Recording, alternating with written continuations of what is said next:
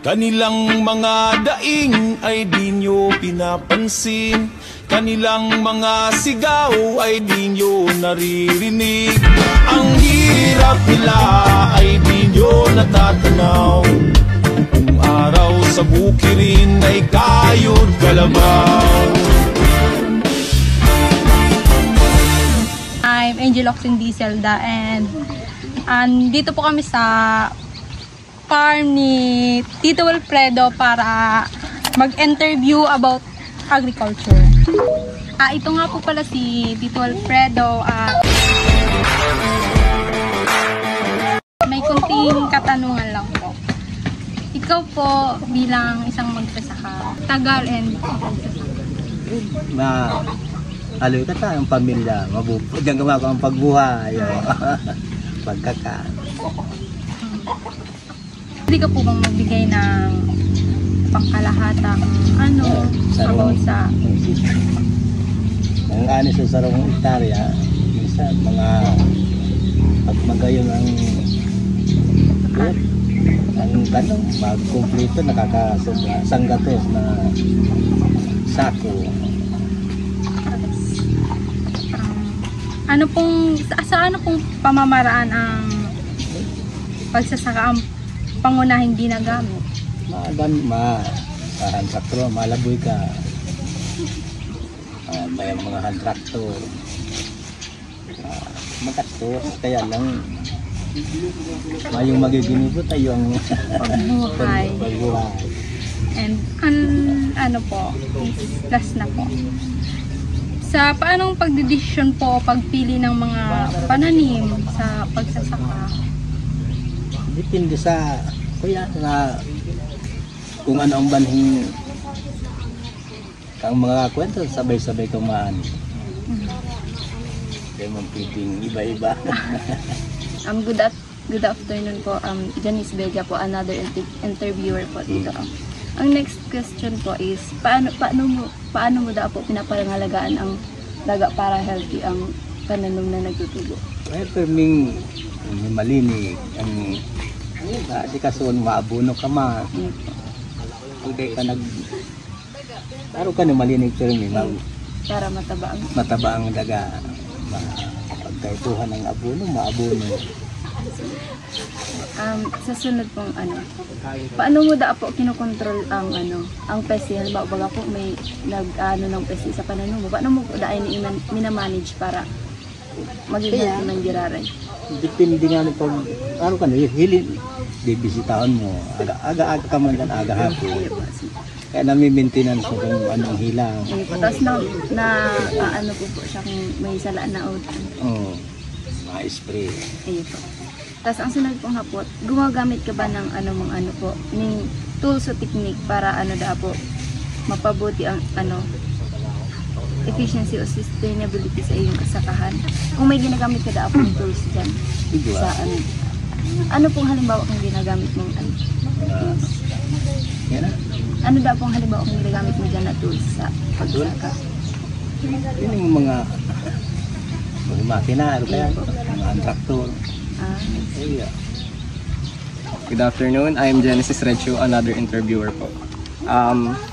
Tay, anong uri ng mga fertilizer po ang ginagamit mo at paano nyo po nalaman yung tamang sukat ng paggamit po nito para sa mga pananim ninyo?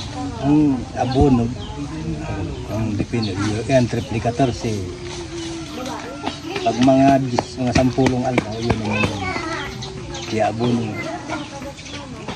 Pag ang sokol, kandaga, sarong hektarya, mga 2 sakong abono.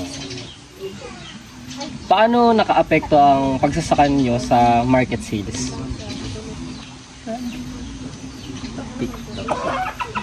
Kadagdag o Pwede pong nakadagdag or na-apekto sa financial po. Naapektado pag araw ka na biglang bagsak ang presyo ng nagmamahal po tapos ang panahon hindi sumasangayon sa nyo. Baratuhon ang bibinta mo sa market, barato bagsak ka. Apektado ang pagtanaw ang produkto mo. Halimbawa, ang abono mayo na lugi. Kaya apektado ka market. Opo. Ano po ang papel ng sakahan niyo sa lokal na komunidad? Tapil.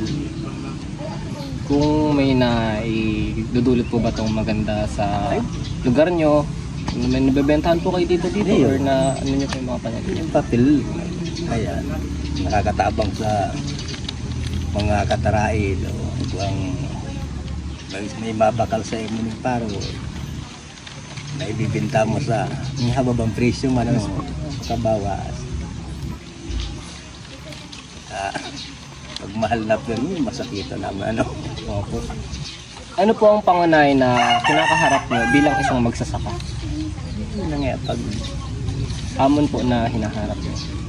ang una, yan inut-inut, yan ko yan yung panggasto. So, ang naharap na yan, bago, aagihan. Minsan, aagihan ka pang bagyo. Tsaka na, sa atong bangon mo yan, logi kung logi.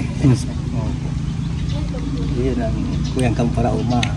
Okay na po tayo, salamat po. Good afternoon. I'm Lester De La Rosa po, another interviewer. Marina hapon po. Ang hapon ko po, maaari ka bang magbigay ng ilang rewarding or experience o successful na naranasan mo sa pagsasaka? Araw ka mataba ang pare. Ang tanong mo, makatot. Magayo. Pag-aasang ka rin. Pero pag matanong sa pare. Yan ang real ang kuyang kang para pag mga magayon ang ito. Tama na ito. Magayon ang ali. Mayroon ka bang anumang pagbabago o pinaplano para sa iyong sakahan sa hinaharap? Ibang bago. Kung sige lang ang tanong mo, minsan logi na. Pag iba na may tatanong mo, Yes po.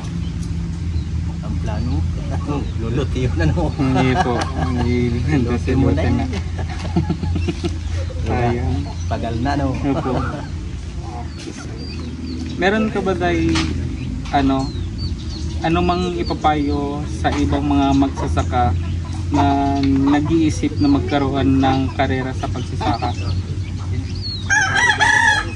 Payo ko din. Pero dapat pero competition na no. Yes po, yes po. Pagayo na ning tanong pang paro ni ani. Siyempre masikap ya. Yes po. May mga budget nila taon. Gobyerno ang iba dahil ka nag-interview ang iba gusto yun ang mga sa araw kaya Yes po, competition. Okay na po. Thank you po tayo. Okay na po, Gabus. Salamat po. Hindi lang po. Ang harambagan lang po. Salamat po.